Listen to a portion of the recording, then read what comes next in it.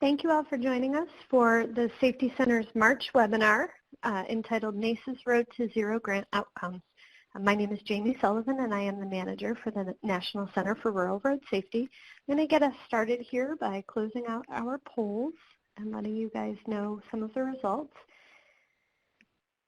It does look like we have quite a few people joining us from the Northeast today, about 9%. We have about 9% of you from the Southeast, about 30% from the Midwest, 52% from the Western U.S. We have about 82% of you joining us on your own, and the rest of you are joining us in groups. As always, I will provide you with some information for those of you in groups when we switch over to our actual presentation here in a second. It looks like we have about 4% of you from federal transportation departments, about 17% from state, about 17% from local transportation departments. We have about 4% of you from state highway safety offices, about 4% from tribal governments, about 10% from other agencies that are federal, state, or local, about 4% law enforcement, 13% or 14% from educational institutions, about 4% from professional associations, and 24% private consultants. It also looks like we have about 86% of you joining us by computer only, and some of you that are joining us by both computer and phone. I'll remind you, if you're joining us by computer only, that if you do have any audio issues today, we would ask you to not only let us know via the chat pod. You can chat with the WTI staff members in the top. The other piece is for you to please try calling in and listening via audio on a phone. The phone number to dial into is located in the top left-hand corner of your screen.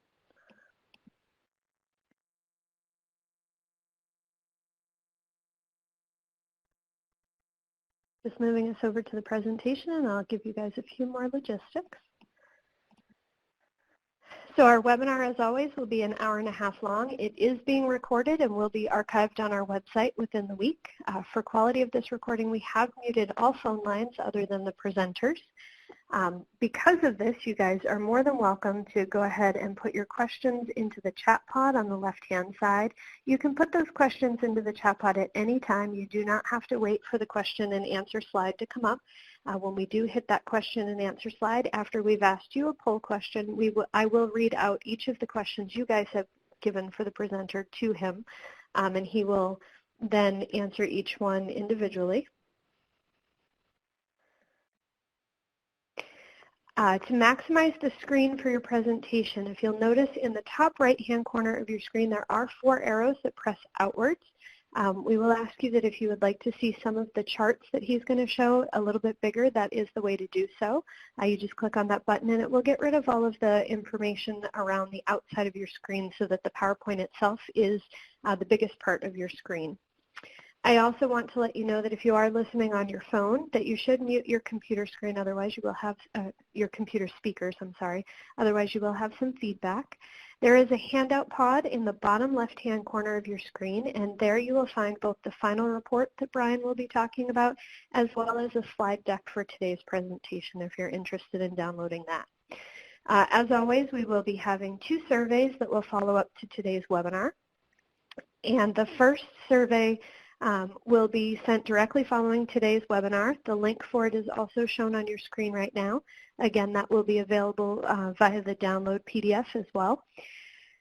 We provide that just in case it does show up in your junk mailbox. If you don't receive it from us later today, we do ask that you check your junk or your clutter mailboxes. That survey link is the way that you will request a CEU or certificates of completion for today's webinar.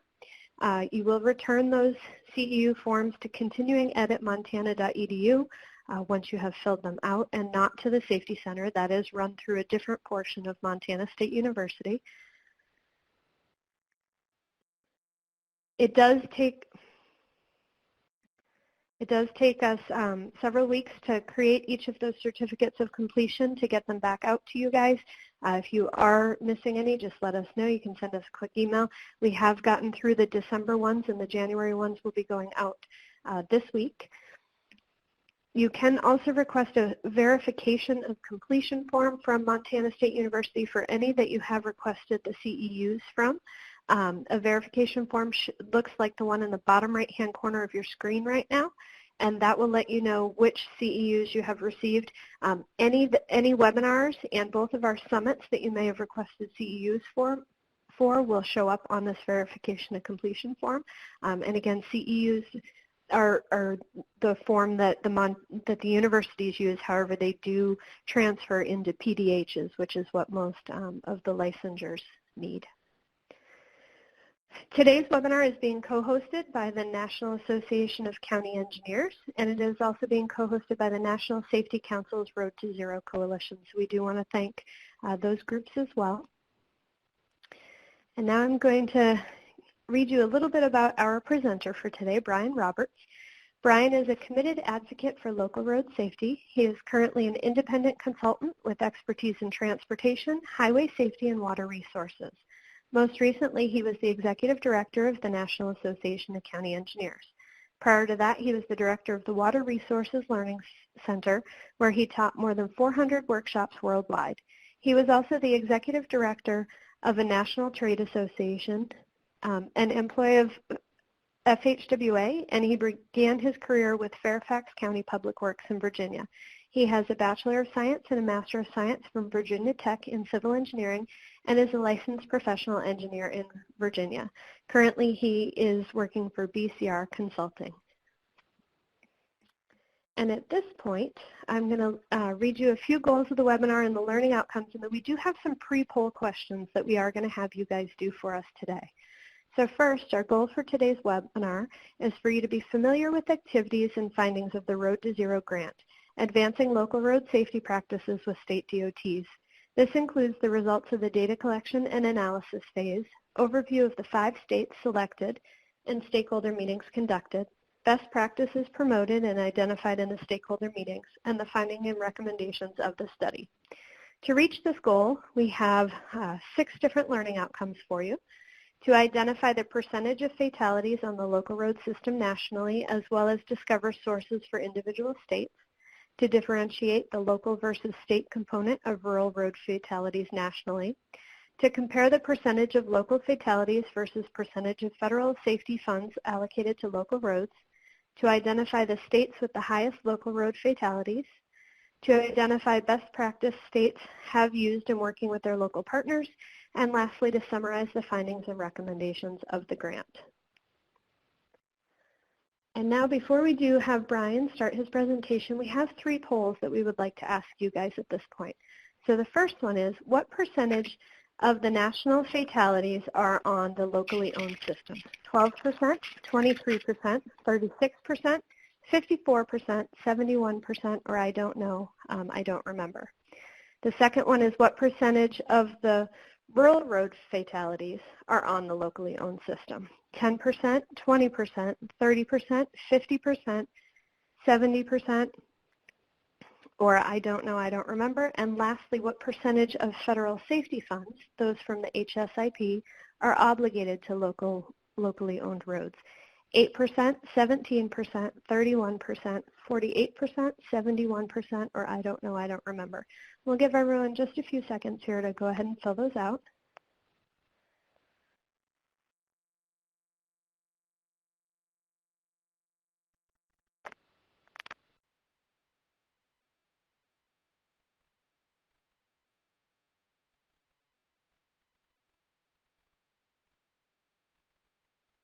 Right, just a couple more seconds, everyone. I see there's still some answers coming in.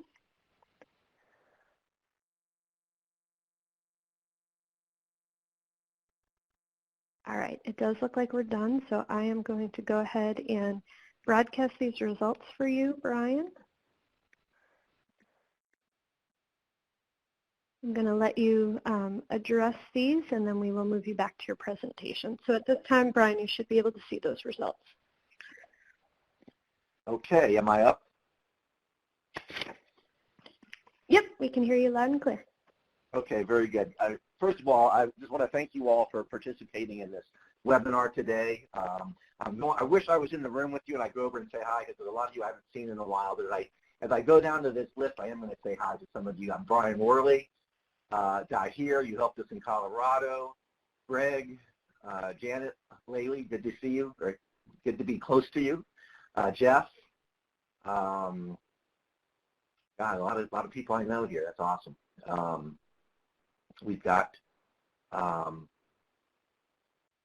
Robert Hall, Scott Davis, who was instrumental in this project, and good to see Susan on here too. So this was one of my more interesting things about this webinar, is to see how people would respond to those first 3 questions, because that was really one of our objectives. There were many objectives, which I'm going to show you in a minute. But one of our objectives was just kind of figuring out what the numbers are on those areas. And it's interesting that, you know, the answers are kind of all over the place. So I'm not going to give you the answers yet. I'm going to wait till we get into the presentation, and then we'll come back and we're going to ask you these same questions again. Let's see.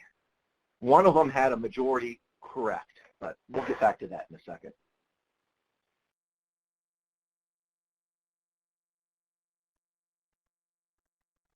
Okay, so the first thing we're going to do here, and I'm just going to make sure I've got control over this thing. Yes, I do. It's working. Perfect. So there are 5 different or 6 different outcomes we're looking for. But the first thing we want to do is talk about those statistics. What's happening on the locally owned system? So those first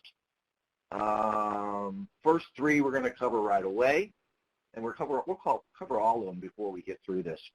And by the way, if you have questions, type them into the chat box, and Jamie will make me aware of those. I'm not going to focus on the chat box right now. I'm going to focus on the presentation.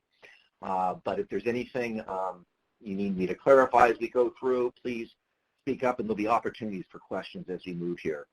So what were the overall objectives of this grant? Not just the specific activities, but what were we trying to accomplish?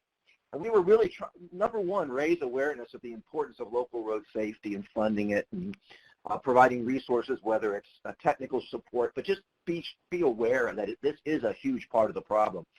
And with the passage of MAP 21 and the FAST Act, states are responsible for all public roads. So that certainly in itself has raised the awareness. And I'll talk about some of those discussions we had with the DOTs as we go through here. The other thing, probably secondary, is improved collaboration between state and local agencies. And this is always a good thing. You know, myself and others worked under stakeholder partnering for the LPA program with Federal Highway under EDC 2 and 3. Something good always happens when you improve the collaboration. So one of our objectives was just to bring the right people to the table. We want to encourage the adoption of what we call new or proven practices that states have used successfully. So we spent a lot of time sharing practices and also learning as we went through and met with the states.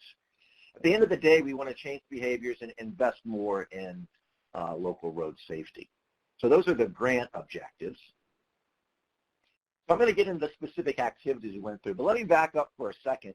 For those of you who aren't familiar with the Road to Zero Coalition, it is, I believe it's about 3 years old now, and the best way to look at that is it's the umbrella that encompasses Road to Zero, Vision Zero, Towards Zero Deaths, Vision Zero, and all the zero programs out there. So this is the big umbrella. Last time I checked, there were over 600 coalition members. So I encourage you to join that coalition. It doesn't cost anything. And if you go and you look at the, download the final report there in the bottom left-hand corner, you'll see how to get to that. It's run by the National Safety Council, Federal Highway, and NHTSA. So one of the big questions was, how do we, on a national level, how do we quantify the local component in terms of safety or fatalities? And you'd think this would be an easy, we know this by now, but state by state, generally you could find it from a national perspective. I hadn't seen anything published out there. Now, we talked a lot about rural versus urban, and I'm going to get into that in a minute, but we really wanted to know what is the percentage nationally and then state by state. Once we looked at that data, we strategically identified 5 states to set up our stakeholder meetings with. And so those states are California, Texas, Ohio, Georgia, and New York. Then at the stakeholder meetings, we had NACE, its affiliate, someone from NL-CAPA, the DOT, and Federal Highway. We were able to do that in all but, I think, one state. We had everybody participating. So those were the activities. So let's take a look at them in more detail. The first thing we want to do is look at the data sources. So when I started this a couple years ago, I started with 2015 and 2016 HSIP reports. So for those who aren't familiar, every state is required to submit a Highway Safety Improvement Program report each year that talks about some of their issues, where they spent their money, the fatalities, and quantifying it. So in 2017, though, they changed that format, and they started reporting 5-year rolling averages, which is much higher quality data than just the annual data we had been looking at. So we kind of switched gears, and we relied on that when we could, but as you're going to see, there were challenges on that. So we also went back and looked at 2015 and 2016 FARS data, and in some cases we had to go directly to the state because we could not find what that data was. So those were FARS, and I always forget the name. Thank you, Evans. I always forget what it stands for because I say it so much. Fatality. Somebody help me out there. It's NHTSA's report of fatalities across the state. Oh, no. Thanks, Tahir. Help me out here, buddy. Fatality reporting system. Fatality analysis reporting system. Thank you very much. Thank you, Janet. I'm glad I've got you all here. So those are the main data sources. So what were some of the challenges? Fatal accident reporting system. Okay, well, one of us got it right. So what were some of the challenges? Well, this was a big problem because we often found inconsistent data reporting. What do I mean by that? Well, in the HSIP reports, often there was no breakdown by ownership. There'd be a table in there, but it would be blank, for instance. People reported data, some in rolling averages and then specific years. So it was an area that we identified that it really needs some improvement, although it's gotten better and better over the last few years. Just recently, FARS began reporting fatalities by ownership, and that's really a game changer because we can actually go in there in each state, and you can actually break it down to the county level and find out what's happening on the local system versus the state system. So again, that's a breakthrough, and 2 years from now, we'll be in much, much better shape. The biggest fault or biggest problem in this analysis is because we're drawing from HSIP and FARS, we're actually, in a sense, comparing apples and oranges. And I don't like this, but there really was no way around it. So in some cases, the numbers we use are going to be a 5-year average. In other cases, it's going to be for a specific year, the most recent year that was available. Now, I will tell you this. I have just glanced at the 2018 HSIP reports. I don't know if all the states have improved, but a couple of the states that I found errors in last time, it looks like they've been fixed. So what I'm really hoping is that we go back and take a look at 2018 and see how it compares with the numbers we have here. So before I continue anymore, are there any questions on the sources of data or the challenges we encountered?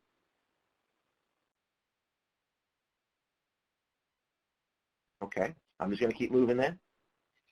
So let's talk about the HSIP funding. Again, that's the federal safety dollars that states are allocated. And for this portion, I relied completely on the HSIP reports, 2014 to 2016, a 3-year average.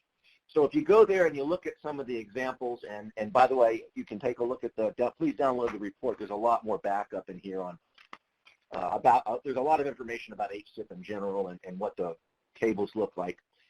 But HSIP actually includes a number of things, not just the HSIP 23 U.S. Code 148. It includes high-risk rural roads, penalty funds, other federal funds, and in some cases state and local funds. So there's a number of things in there that make up the HSIP funding. Let me just clarify here when we talk about local versus rural. I alluded to this at the beginning. Local, we're talking about who owns and maintains the road, okay?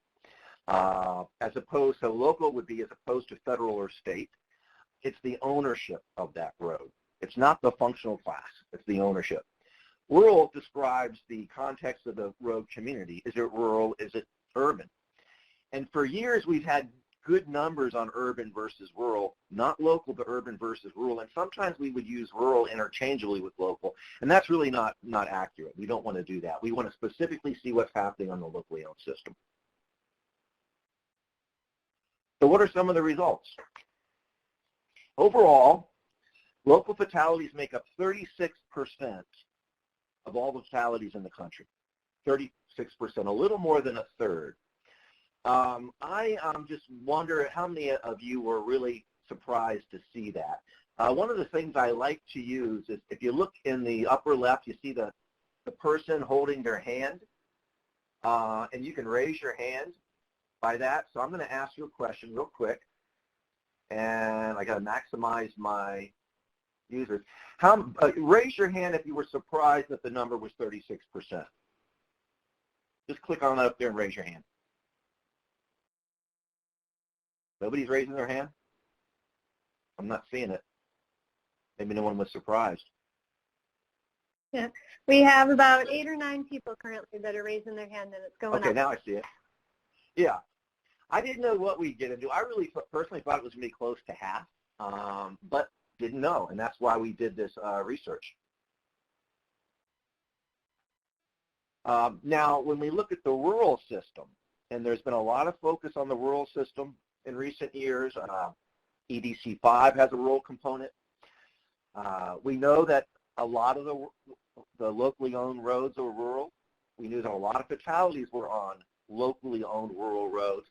But according to FARS, 29% of all the rural fatalities occur on the local system. That means almost two-thirds are on the state-owned system. So we can't get to zero, which is our goal here for all of us, without addressing the local, that 36%, and without addressing the 29% on the rural fatalities. So we do have a number now we can use. Now note at the bottom, 14%, in FARS 2016, 14% of those fatalities were unreported. So what that means is 14%, some of that could increase 29%. You know, it would change the numbers a little bit. I don't think it's going to change a whole lot. I think it's safe to say about a third. And I do see some typing over there. Yeah, Phil, it's highly variable. Now, this is national. We're going to look at state by state in a minute. Nationally, that's the number, but it just depends on what state you're in. That's a good point. As far as funding goes, if we look at how much is programmed and how much is obligated, it's very, very close when you look at the national picture. State by state, very significantly, but overall 17% of the Shsps funds are obligated to the local program. So we've got 36% fatalities, 17% obligated federal funds. And we'll talk more about that in a minute. The other thing I looked at is, by law, you can transfer money out of the Shsps funds into other programs. I knew it was a big number, but I didn't know how big it was nationally.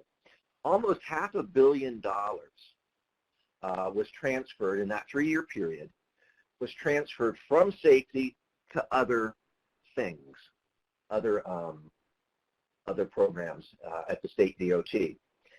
And that is completely legitimate. It's legal. But if we're going to talk about driving to zero, I think it's inappropriate. And those of you listening on the call or who are in a position to advocate, to lobby for the next transportation bill, I just don't see how we can just continue to allow this happening without at least raising concern. I know states like flexibility, but we're so darn far from zero that it just doesn't make sense to transfer $500 million out. So I'll get off of my soapbox at that point. So now I'm going to ask you to expand your screen here, and I'm going to do mine also. So what we're doing here is we're looking at fatalities by state. And Jamie, I'm going to assume everybody can hear and see this. You'll chime in if there's any issues. So let's not ignore you. You can see that the number of fatalities by state varies significantly. And I'll give you a second to look at your state so you can find it. I'm able to see everything here on the large screen. So and I'll remind if you are, everyone, if you can't see it very well and you do need to make it bigger, in the top right-hand corner are those 4 arrows that press outward. If you press that, it will make that PowerPoint screen itself bigger for you. very good.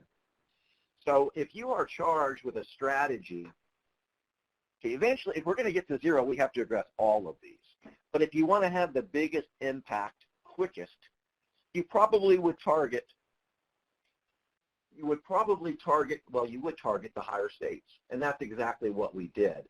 Now, again, I go back to one of the issues with this data, and that is, in some cases, these numbers are 5-year rolling average. In some cases, they are the most recent number we could get. So again, it's that apples and oranges thing, but we're still in the right ballpark, and I mean, it's the best data that we've got at this point. Before I move on, are there any questions on this slide? You know, you can see that there's always some states that are really up there, and California, Texas, Florida are states that have always kind of gone back and forth with the highest fatalities overall in the state. But we can see where these, again, are just the local component. This is Nelda. This is a combination of data. And if you download the report, you can see where everything came from. The majority of these are 5-year rolling averages, but in some cases it's FARS data because that was the best data I could come up with, and that would have been for 2016. Any other questions? Okay, so that's the number of fatalities. What I did here was I compared, and this is one to really think about, I compared the percentage of local fatalities, that's what showed in yellow, with the percentage of the Shsps funds that were obligated to the local program. So let me say, let's look at Alabama.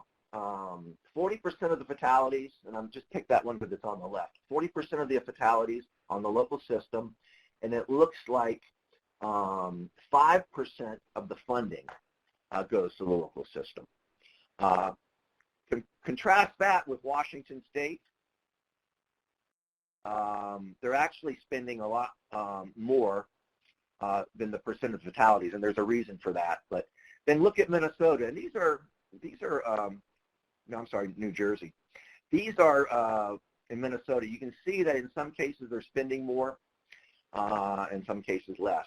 But it's very inconsistent as you look at that graph. And I don't know exactly what the right mix is, but I can tell you that all the states that we talked to felt that the funding needs to be in line with where the fatalities are occurring. You know, nobody really questioned that concept. So there's a lot to absorb in that graph. Again, you look at your own state. I don't know if any of that is surprising, and maybe you already knew this number. But before we move on, are there any questions on what we tried to do here?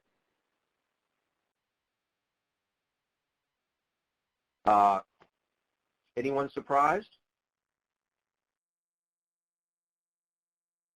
Once again, I'm going to ask you to raise your hand if you were surprised at the results here.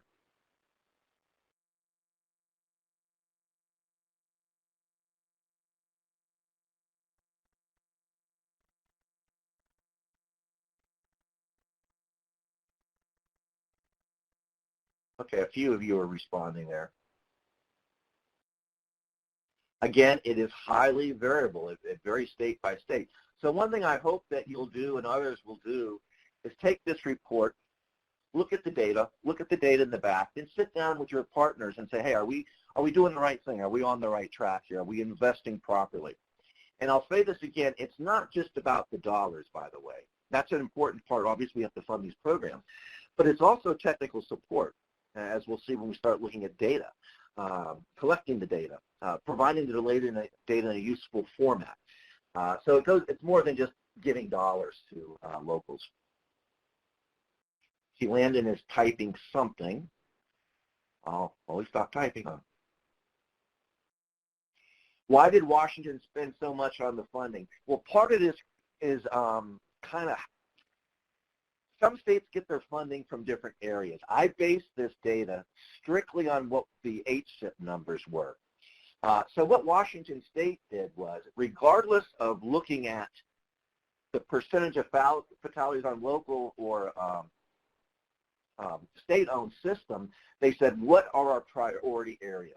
You know, is it run off the road? Is it curves? Whatever our priority areas, we're going to invest in those areas where those fatalities are occurring. So it happened to be that a lot at the locals, and I've got some more slides on this, I think, coming up. The local fatalities are going to be like 70% is where they allocated their funds. Not because they were specifically trying to target the local system. They were trying to target where the problems were, which happened to be on the local system. Hopefully that answers your question, Landon. So then back to the land use, rural, urban versus state and local. So what we're showing here is on the rural system, I already said about 29% were local. That means the rest were on the state. If we look at the urban component, it's almost half and half. So it's close to half and half. I forgot the percentage, but you can see those bars. Slightly more on the state. But again, that's the issue of local versus urban.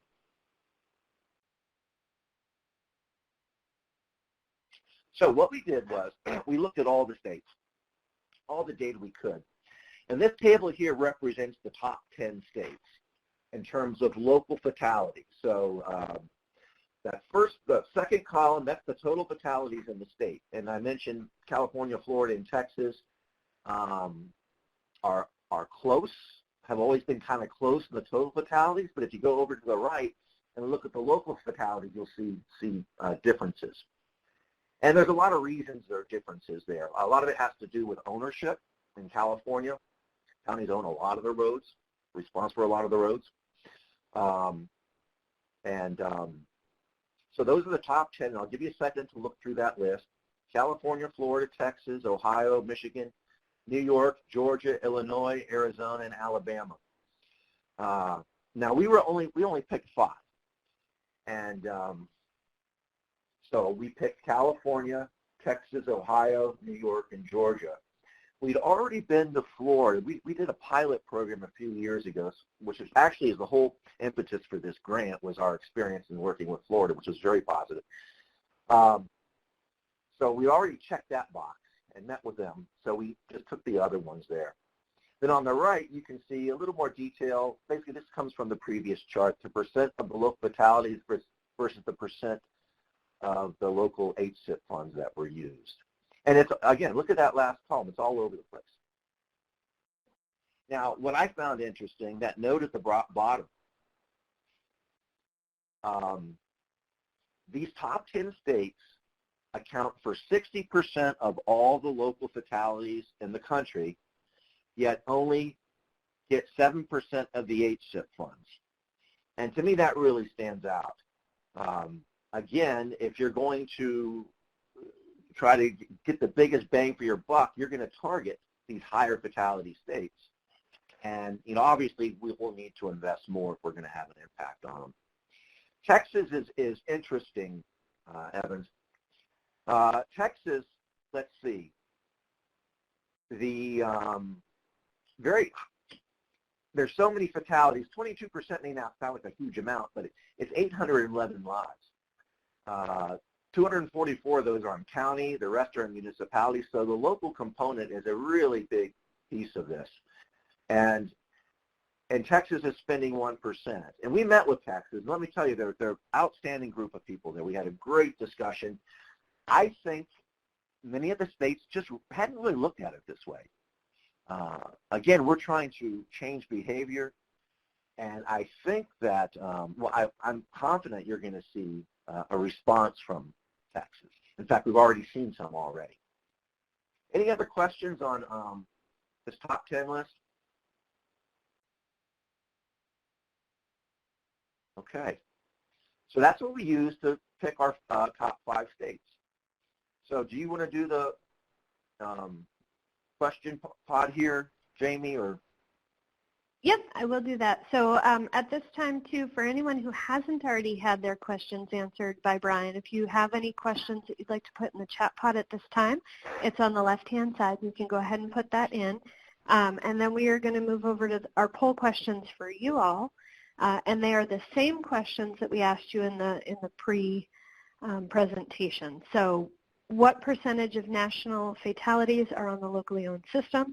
What percentage of rural road fatalities are on the locally owned system? And what percentage of federal safety funds are obligated to locally owned roads? And once you have finished putting these in, we are going to attempt to show you both sets of answers at the same time. We'll give you a few seconds to go ahead and fill these out. And again, if you do have questions for Brian, you'll notice that chat pod still is on the left-hand side if you want to put any questions in there.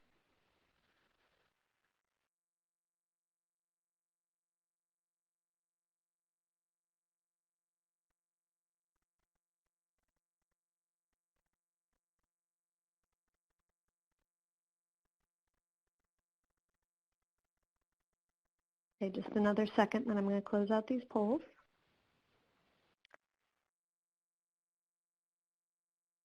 I think they're learning, Jamie. All right, I am going to broadcast these results, and then I'm going to ask Dana whether or not she is able to show the other ones for you as well.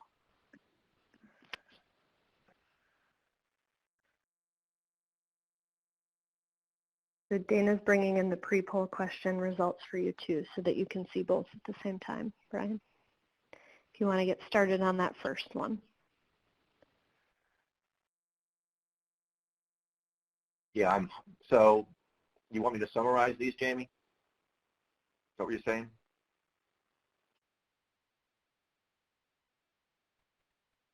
You see that first question, 81.5% got it right. It was 36% is the percentage of fatalities on the local system. When we look at urban versus rural, let's see, 80%, 30 got it right. It's 29%, 30%. And in terms of HSIP funds, the majority of you got it right. 63% said 17% were obligated. So lots of changes from your original answers to this, and much improvement. So pat yourself on the back. Any questions? And it looks like at this time there are no questions in the chat pod, so I am going to move you back over to the presentation. Again, for everyone that's listening, we do have 2 additional question and answer sections, but as you've seen, if you go ahead and put those questions in there as we go, Brian will address them as we go as well. All right, you're all set, Brian. All right. So we covered those first 4 items.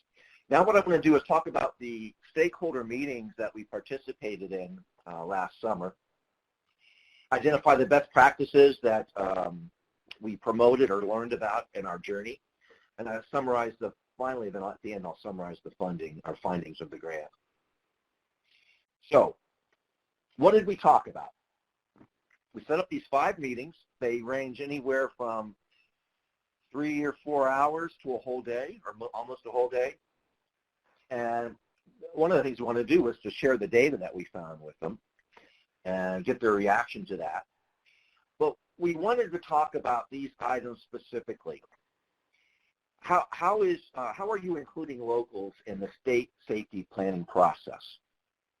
How are you funding the local program? What are you doing to help deliver the local program?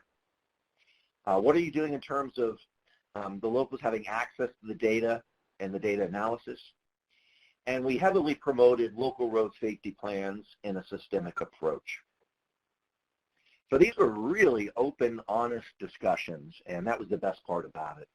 And recognizing that there are challenges on the local, the state, and the federal level in making all this work smoothly.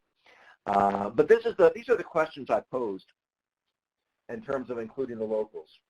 First of all, acknowledging that it can be a real challenge to get the locals organized and included in any program, but in particular safety. There's 39,000 local government agencies, entities in this country. And, you just can't bring them all in. So recognize there's a challenge, and we talked about ways that we might be able to improve that. Then I just simply ask them, are the locals included in that safety planning process? Are they even part of it? And then are they really given the opportunity to provide input? I'm going to explain this in a minute. And then do they really provide input? Okay, so what do I mean by all that?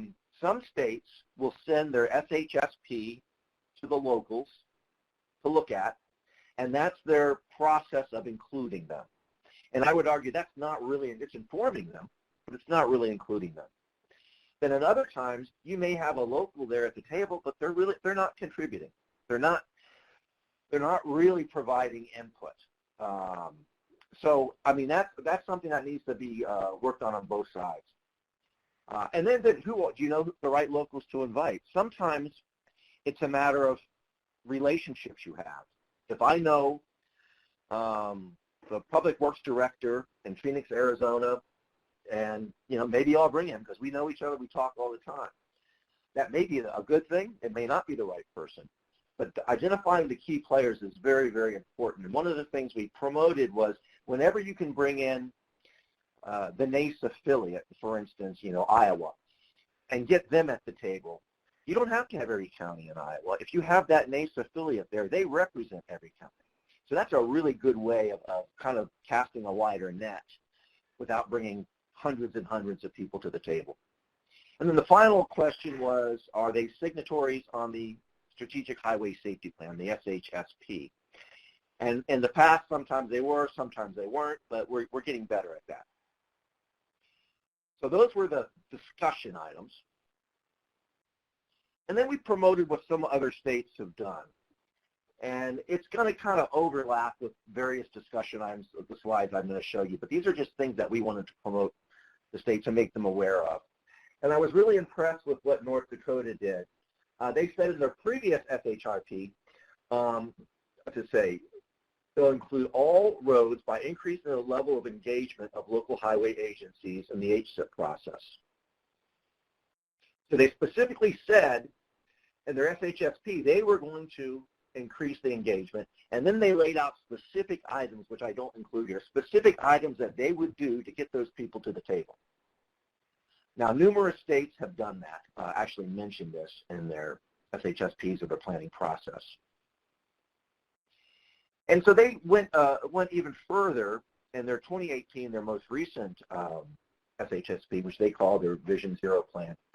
They actually go in there, and this was one of our recommendations at the end, they actually break it down by state and local in terms of fatalities and serious injuries. Very, very specific numbers here, and I wish every state did this, and hopefully every state will do it one day, but they just lay out the landscape on where people are dying. And then they came up with specific strategies for the local system, and you can see in this slide, for the local safety program, they broke it into rural and urban, and they said these are what we're going to do. Enhance edge lines, intersection street lighting, chevrons, and urban traffic signal confirmation lights, curb extension, so very, very specific, more than many of the other states. So again, we shared this with our 5 focus states. The other thing in terms of including locals, California has the California Local Highway Safety Improvement Advisory Committee. And if you look at if you blow that thing up, you will see that is co-chaired by Robert Peterson with Caltrans, who was very, very helpful in this in dealing with California, and Tom Matson, county engineer from Humboldt County, California. So you can see that they co-chair it, which is great, and then they break it into various committees. And they actually sit down and talk about where the money is going to be spent, what the program's going to be like, and the locals have a lot of say in this.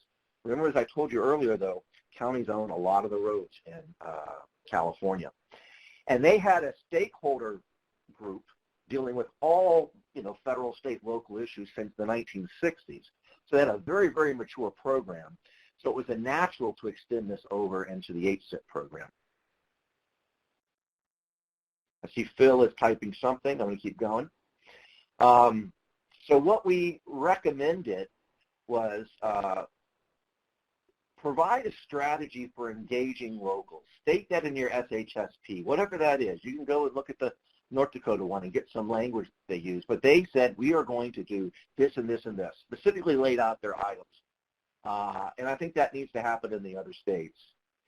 And a local HSIP advisory committee or something like that would also be very, very helpful. You know, a committee just oversee the implementation of the program would be helpful. Again, these are just best practices for including locals. So any questions before I get into the funding side of this?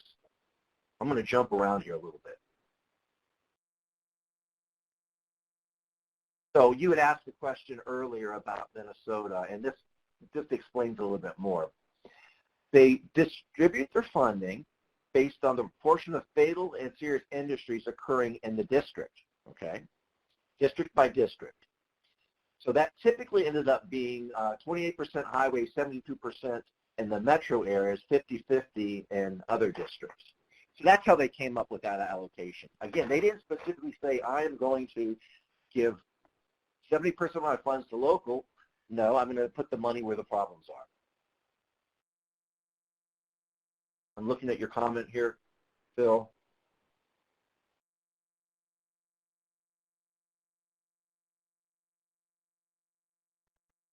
Yeah, well, they use a systemic approach, and that's what we recommended, and I think most would agree that you can't just look at hotspots, and especially on the rural local system.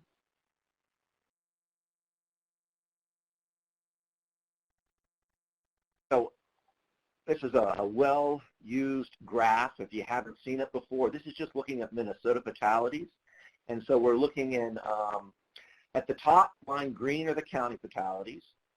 The orange is the trunk. State highway is in dark orange, and the interstate is in blue. And Minnesota did a lot of things to help the locals, not just local road safety plans, but that was a big part of it. Beginning development of those plans and end of 2009, beginning of 2010, and then deploying these across the state. And you can see that's a dramatic drop in local or county fatalities in green. While at one point, the trunk was going up and the interstate was going up. But that loss in county fatalities has brought the entire number down. So by investing in the local system, they were able to reduce the fatalities overall in the state. It'll be nice when we get some more. Actually, there is some more data out there, a few more years, and you see a continuing trend. I see Ken is typing. I'm going to wait for a second before I move on here. No. So Washington State, they're split. I already mentioned it's split between local. It ended up being 30-70 in the end. Let me move on that. How does Minnesota account for population or miles driven in a given district? I'm not sure. I mean, they have traffic volume data. I don't know what it's based on, and it's probably generalized. I'm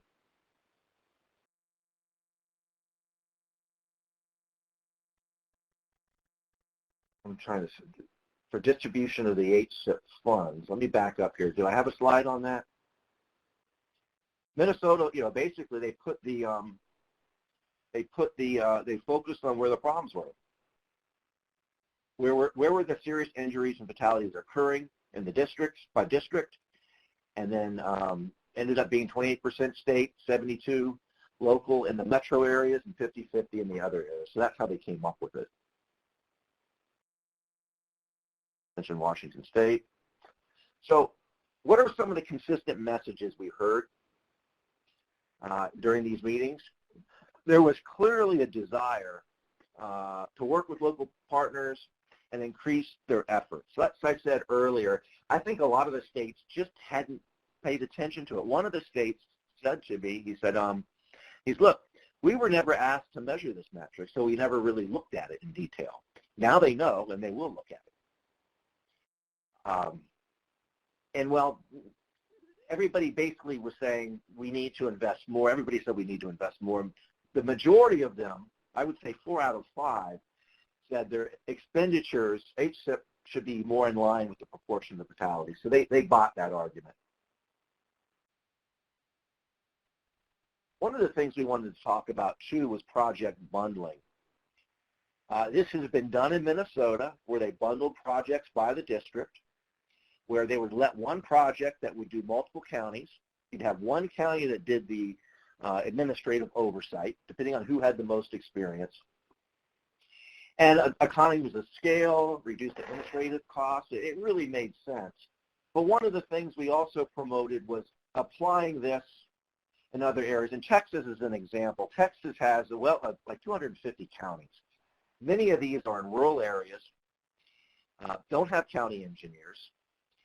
It just seemed to make sense to have a district, a TxDOT district, bundle multiple county projects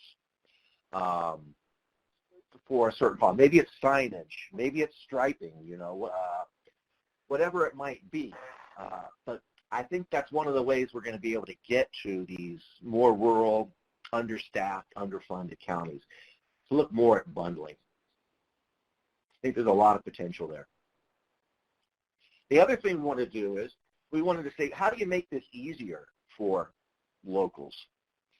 One of the problems with county engineers and locals in general, they're expected to be a jack of all trades, and they are responsible for everything from maintenance, pavements, culvert hydraulics, bridges, and safety. So they have to do a little bit of everything, and they're spread thin. And so we looked at ways this could be done easier. So Minnesota has an online application. In fact, we found that was fairly common. North Dakota has project sheets. Minnesota does this also, but in the back of their county road safety plans, they have project sheets that are already filled out. So this is a project that has been identified, and the state is trying to make it so easy for the locals. So what they'll do is they'll remove this project sheet from their local road safety plan, and they submit this. That is their submission. That's their paperwork to get this project going. And it can't get any easier than that. So we encouraged others to look at options like this. Caltrans uses an electronic HSIP application, so they do everything online, make it easy for the locals. They have an HSIP analyzer, which I believe comes up with the benefit-cost ratio. Again, online tools. So TxDOT does do their electronic call. They send it out once a year. It's done electronically. And so we see people moving in this direction. It's just so much simpler that way. Any questions before I move on?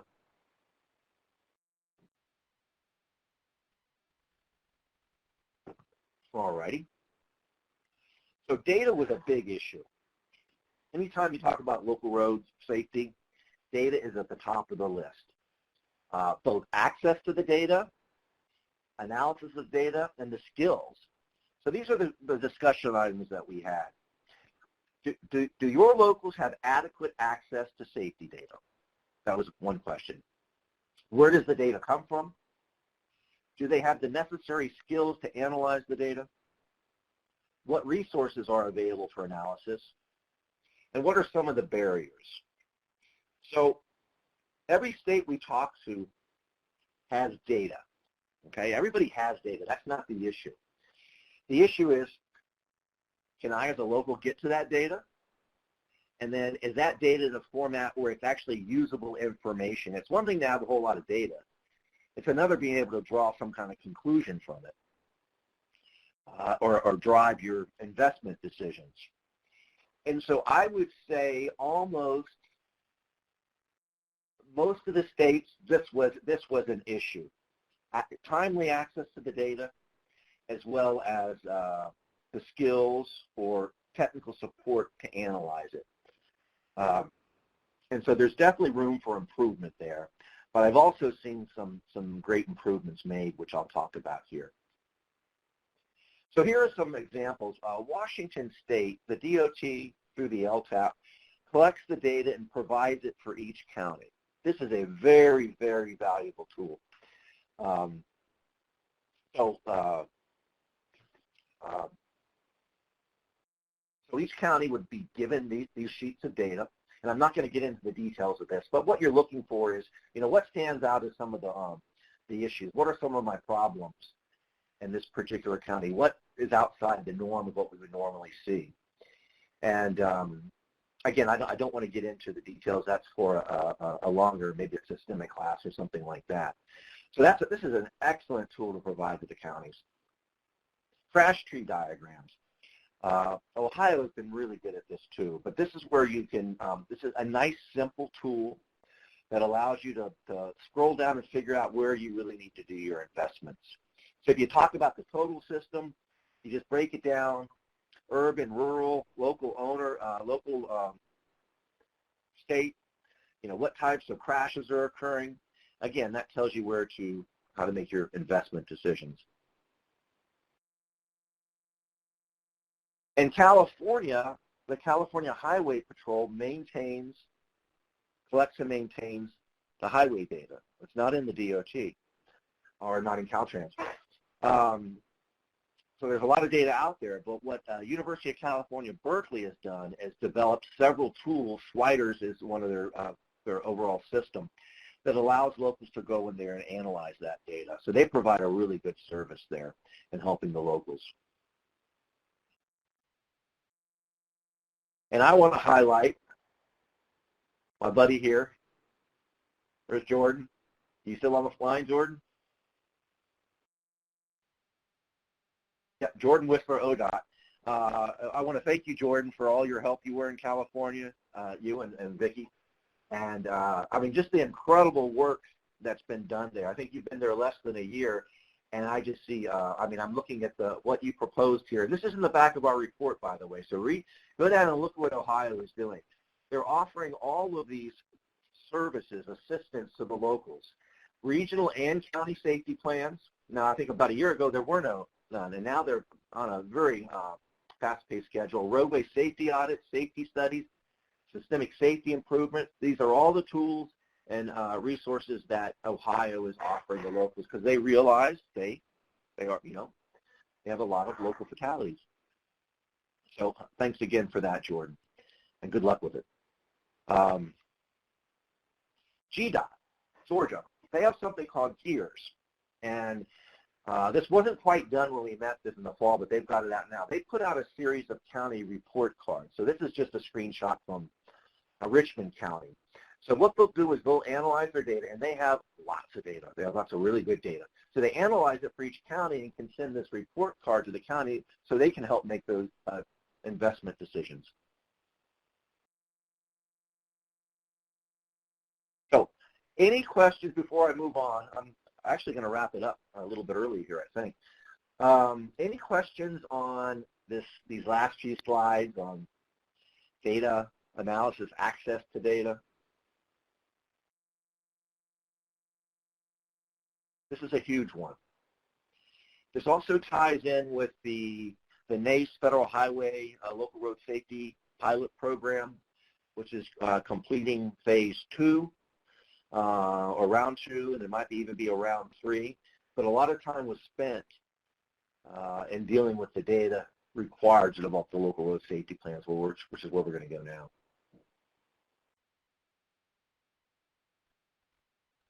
All right, I'm going to keep going here. So as I mentioned, we did heavily promote local road safety plans, and I don't have a lot of slides on this, but I just want to explain it a little bit. I look at a local road safety plan as kind of being a mini SHSP, and you're just doing it on a much smaller scale, and there's different ways this can be implemented. In some cases, it's state-driven. In Minnesota, the state paid for every single county, a consultant for every single county to develop a local road safety plan. They did it for them. So that, they were really leaders in that area. If you look at the Washington state approach, it's the state assists them. Washington DOT, Matthew Enders at the LTAP, will help them with the data, but the states themselves, or the counties themselves, will develop their plans. Then in other cases, the counties have gone out on their own and done it. I've seen a couple of cases in New York where that's being done. So yes, HSIP funds can be used for the data aspect, for developing local road safety plans, and identifying these issues. Yes, they definitely can do that. So what we wanted to discuss here is how common are these? Are they accepted? What are the barriers? What do you see in the future?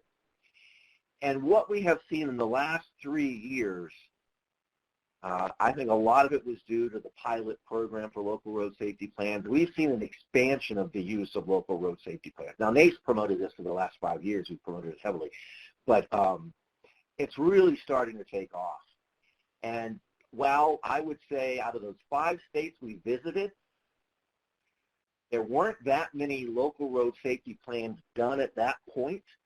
But this really seemed to be the impetus to do more. I'm sure Jordan was already going to do local road safety plans, but I think the NACE pilot probably motivated you more, and hopefully our discussions in Columbus that day also gave you some motivation. So we do have a long ways to go on this, but everybody accepted the fact that local road safety plans are going to be a big part of reducing fatalities and serious injuries. Going back. Any questions or comments on local road safety plans? Now, a local road safety plan doesn't have to be a $200,000, 100-page document. It could start as a 10-page document that you do yourself. The idea is to get something started, to get something written down that you can build on and something that will evolve. One of my friends in Washington State, the first plan they did on their own, the second plan, they decided they needed more, and they paid a lot of money and hired a consultant, and it became a very big effort. But they started with a simple plan. They started with the simple local road safety plans. Nelda, any suggestions for counties that don't want a local road safety plan? Someone's going to hate me for this. I'm tempted to say don't give them any money until they develop a local road safety plan. And I mean, some of you just got pissed off when I said that. You've got to give them an incentive to do this. You've got to convince them. And it's not the states don't always want to do this. Sometimes you got to drag the counties to the table too. Other than holding back funding, I think I would sit down and offer to help them with it, Nelda. Okay. What state are you with, Nelda? I'm just curious now. I mean, this isn't easy, okay? It's taken us years. Kansas, okay, wow. I would sit down with the state affiliate in Kansas, and they're having their, NACE is having their annual meeting in a couple weeks there. Sit down and talk to them. Talk to the state affiliate. Any other comments, thoughts on local road safety plans? You want to add anything, Scott Davis?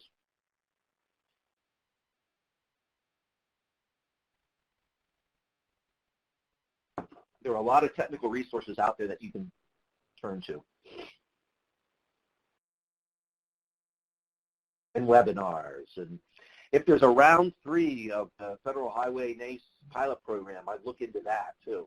I don't know what the status of that is though. So again, I can tell you that when we sat down at the table at those meetings, there may not have been a huge amount of local road safety plans in development, but there was a clear desire to pursue that by the time the meeting was over. So in that case, it was worth the investment.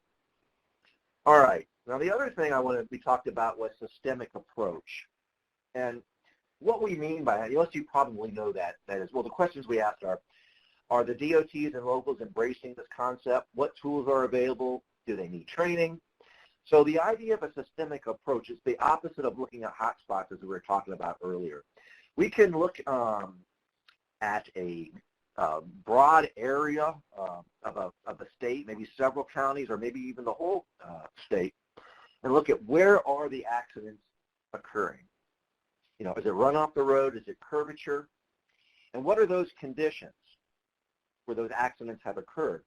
So then we can take those conditions and say, well, where else in the state are those conditions are? Just because no one's been killed there yet or seriously injured, that doesn't mean it's a safe intersection or it's a safe curve. We want to get there before that fatality or injury occurs. So that's the systemic approach. We don't wait until the accidents happen. We go out and we fix the deficiencies before they happen. And what I found was there seemed to be maybe some confusion on what a systemic approach really is. And in some cases, states felt they were doing it, but when we looked at it, we really didn't think it was a systemic approach. So everybody accepted the idea. Everybody buys into this. But there was clearly a need for more training. And not just, you know, a 1-hour webinar. I saw an excellent training session at the World Road Safety Summit in Savannah that Frank Gross did with BHB on the systemic approach. So that, I know that training is going to be available. And Jamie, I don't know if you're offering that now. Don't want to put you on the spot, but are you offering that training that Frank developed? So currently there was a video that was taken, a recording of that training, and it is being approved by FH. It's going through the approval process right now to see whether or not we can post it on our website. So hopefully that will be available. Other than that, because we're uncertain as to what will happen with the Safety Center beyond May, we're taking requests for additional trainings beyond May, but at this point we can't make anything certain. So, but if anyone is interested in, please let us know and we can reach out to VHB. That is not a Safety Center training. It is, as Brian mentioned, done by VHB and Federal Highway, but we can certainly put you in contact with the right people. Yeah. Well, I would encourage everybody listening to get some training set up in their state, whether it's through Frank's work and your work or other programs, the LTAPs. You know, the LTAPs are strong partners of the locals, systemic training through the LTAPs, but we really need to get everybody on the same page as far as that concept goes. Again, everybody embrace the concept. It's a matter of how do you actually implement it. So that's really all. I'm going to go on the findings here in just a minute, but that is the main content that I wanted to discuss with you. Ken, we are doing peer exchanges and webinars to make the locals aware of the LRSP requirement and benefits. Excellent. Excellent.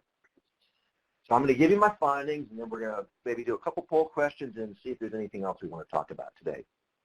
So some of these I've already mentioned. All states visited expressed a desire to implement local road safety plans. Okay, they want to do this. All states agreed that providing proper data to locals was essential. While states recognized the need for systemic, there were various levels of adoption and implementation.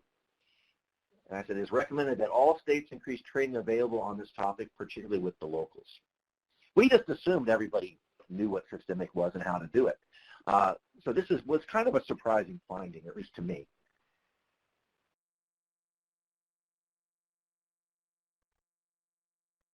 I don't know if we moved. Oh, you moved some of those poll questions.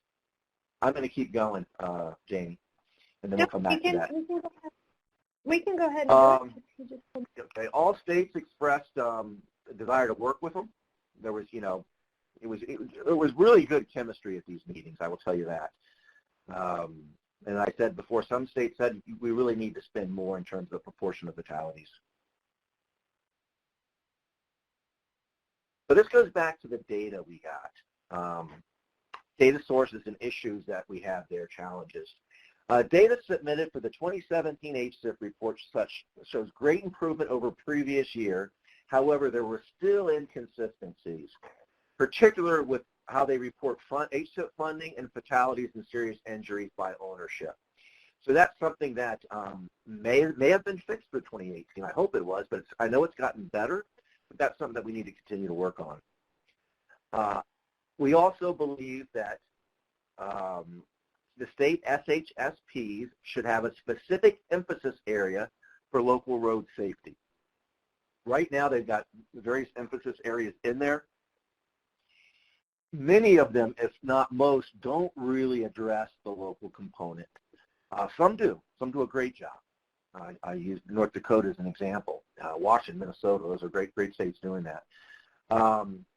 But to put it in your SHSP, I think is going to be critical to actually getting it done. The SHSP is a 5-year plan. And so if it's not in there, it may not happen. At the minimum, they do need to quantify that data. So we need to know where the fatalities are occurring, and then what are the trends? Are we getting better or are we getting worse? And I do like tying that to investment. As we said earlier, including locals is critical, and you can do that with examples such as was done in North Dakota and Caltrans, where you have a committee that actually includes locals. And we definitely need to have locals participating in the SHSP. Again, back to the data. Locals have to do a little bit of everything, especially at the county level, and they may have limited skills to analyze the data. So if states can work with the locals in providing that data and also, again, providing usable information, we can reduce fatalities.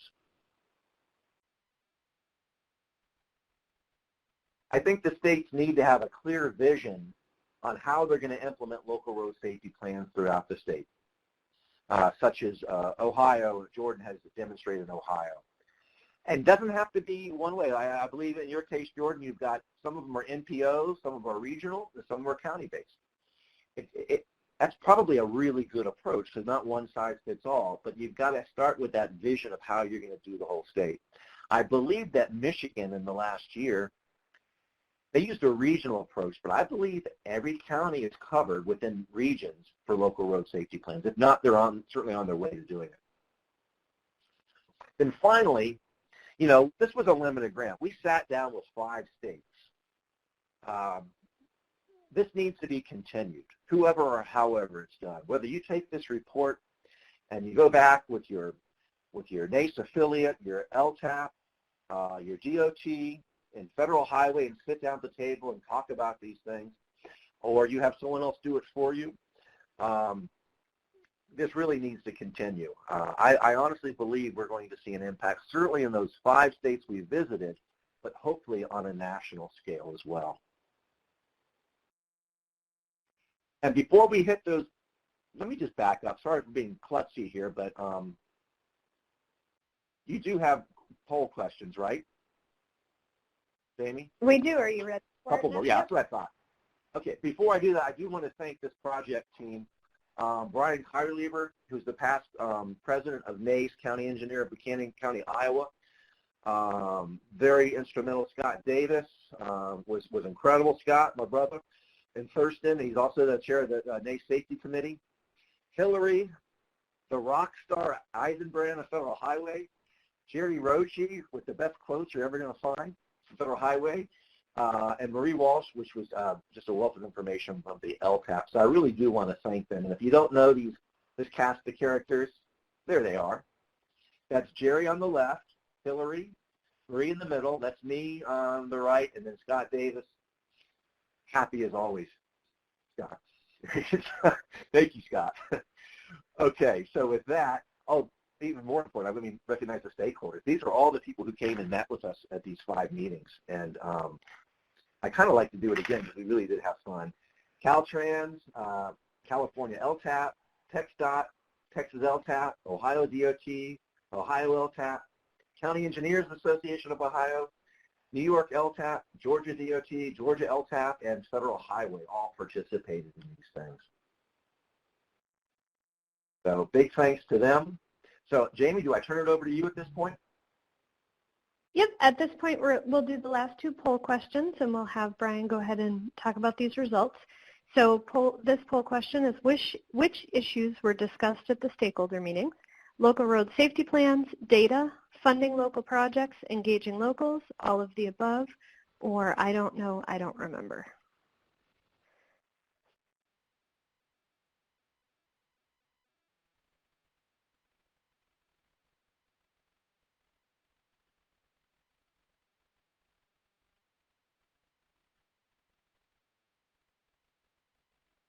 right, we'll give everyone just another second to answer this, and then I'll end the poll.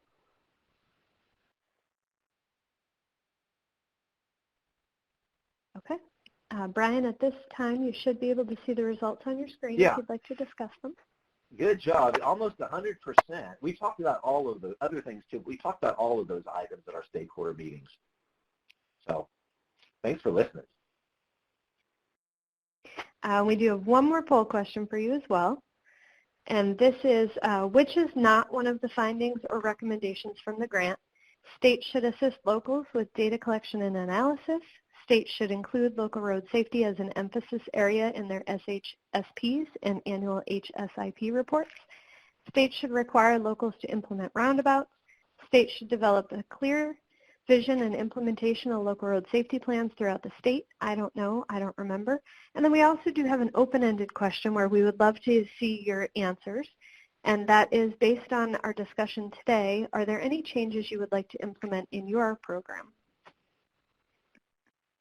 And just for clarification, that first question is which is not one of the findings in the grant, or which is false.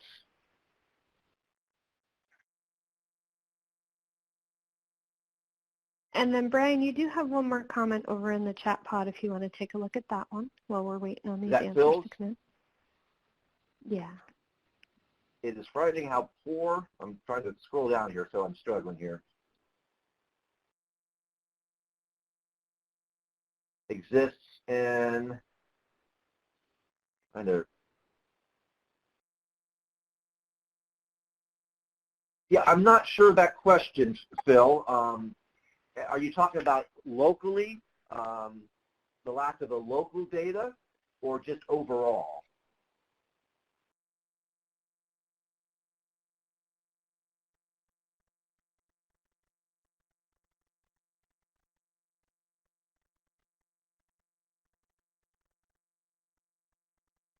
And while Phil finishes that comment, Yep, I have broadcast the results for you, Brian. Good. You all did great. 97% said we did not require locals to implement roundabouts. And not that there's anything wrong with roundabouts. We love those. We didn't get into specific countermeasures. We were looking at the program and how do you deal with all the players. Although I think many people would agree that states should, in some cases, implement roundabouts. And Phil is still typing there. And so let me maximize this. I can read a little bit better. Okay. So the question was, this was open-ended, which is always interesting. Based on our discussion today, are there any changes you would like to implement in your program? So there's 5 here. Improve collision data access and skill set for analysts. Very good. Increase funding for local roads. Yay. Work more to involve federal land management agencies in the state and local safety initiative. That's interesting. Yeah, we did not have federal land management agencies, and we had federal highway, but not management agencies. But I think that's something definitely worth looking into. More safety funding for locals. Make sure they're represented in the SHSP. Those are great. I'm really glad that those are some of your takeaways. That's what we're trying to do. Well, Phil, I think many of us here would agree to your comment. You said, I think there should be a national investment in helping locals do their analysis. It really is a problem because I'm not a traffic engineer. I'm a civil engineer, but I did not become a traffic engineer. Most of our county engineers, some I'm sure are traffic engineers, but they're maybe structural engineers or a lot of things. Thank you, Greg. So there's definitely a need for that. And, you know, the thing is, I used to work for Federal Highway. Federal Highway develops great training and programs. The issue is how you get it in the hands of the locals. And that's where the state and the locals need to step up. We get another one here? Yeah.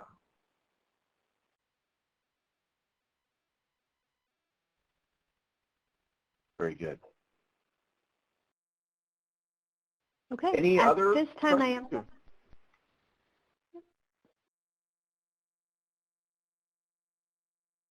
Looks like we might have a few things coming in. Yeah, I'm gonna I'm going to go ahead at this time and read a few of our last slides as those last couple comments are coming in for us. So with today's webinar, we hope that you have learned to identify the percentage of fatalities on the local road system nationally, as well as discover sources for individual states, to differentiate the local versus state component of rural road fatalities nationally, to compare the percentage of local fatalities versus percentage of federal safety funds allocated to local roads, to identify the states with the highest local road fatalities, to identify best practice states have used in working with their local partners, and to summarize the findings and recommendations of the grant. I will let you know that our upcoming webinar for the Safety Center is scheduled for April 25th from 11 a.m. to 12:30 p.m. Mountain Time, and that one will be on marketing safety. This is a duplicate of the session that we had at our summit in December, and it was so highly well talked about and very well attended that we have been asked to provide it as a webinar so that others can also attend it as well. This particular webinar in April will be co-hosted by the National LTAP program as well. So I do want to also point out one more time that the handouts in the bottom are available for download. There is a PDF version of today's slides as well as the final report for NACE. I do want to thank Brian for speaking today and also thank our co-hosts, which were NACE and the Road to Zero Coalition. I'm going to leave you guys on the slide with Brian's email in case you have additional questions. But Brian, it does look like someone is wondering if it's possible to get a hard copy of the report that you did. Let me bring up that chat. We do not have hard copies. I printed my friend Scott printed a few for me. I really think NACE should print these and send it out to all their members. There would be an expense associated with that, but I think it's going to be a very helpful report. And unless you hold it in your hands, it's kind of hard to appreciate it. And so it would be nice to have hard copies out there, Phil. Dwayne, thank you for your comment, Dwayne. Dwayne is our past president of NACE in Illinois. If you're still on, Dwayne, we could have easily picked Illinois or Michigan, but I hope that your affiliate will sit down and meet with the Illinois DOT to discuss this and keep the good work going there, because I know there's an interest in developing local road safety plans in Illinois. I think they've done some, but there needs to be, I think, some more pressure. So if there's anything I can do to help you, let me know. Thanks, Tahir. So thank you again, Brian. Okay. And thank you everyone else for attending as well. I guess Brian will be in touch to see if there ever is a possibility of the hard copies. It does look like a couple of people have requested those. Oh, real quick, I'm going to ask, is anybody attending Lifesavers next week? The safety conference. Well, I'm going to be there, so we've got a session on Tuesday morning on infrastructure. If you're in there, please, a Lifesavers conference in Louisville, Kentucky this weekend, early next week. If you're there, please drop by and say hi. It'd be nice to chat with you.